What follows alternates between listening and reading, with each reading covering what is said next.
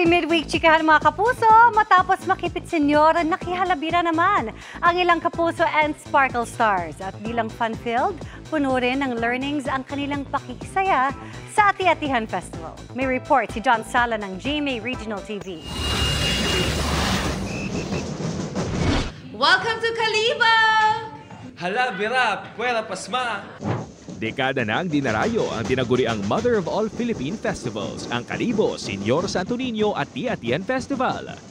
Mga kapuso, alam nyo ba na isang malaking parte ng Ati-Atihan celebration ang sadsad or Ati-Atihan street dancing? At alam nyo ba na every Ati-Atihan, araw-araw nagsasadsad ang iba't ibang grupo dito sa Kalibo? Sentro nito ang debosyon kay Senyor Santo Niño.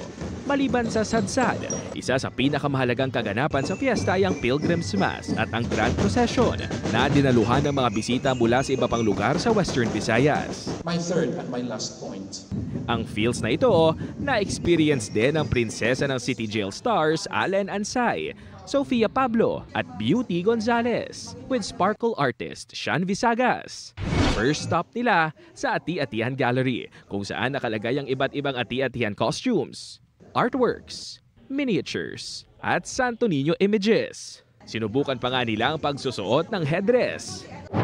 After ng tour, ang nagpakumpleto sa Ati-Atihan experience nila ay ang Kapuso Fiesta sa Kalibo Pastrana Park. Si Sean Visagas ang unang nangharana sa girls, plus pa-games pa. Naghandog din ang song number si Beauty na nagpa-acting challenge. Itinodo naman ni Allen ang bonding sa fans. Gayon din si Sofia. Tinilian din ng fans ang duet ng dalawa.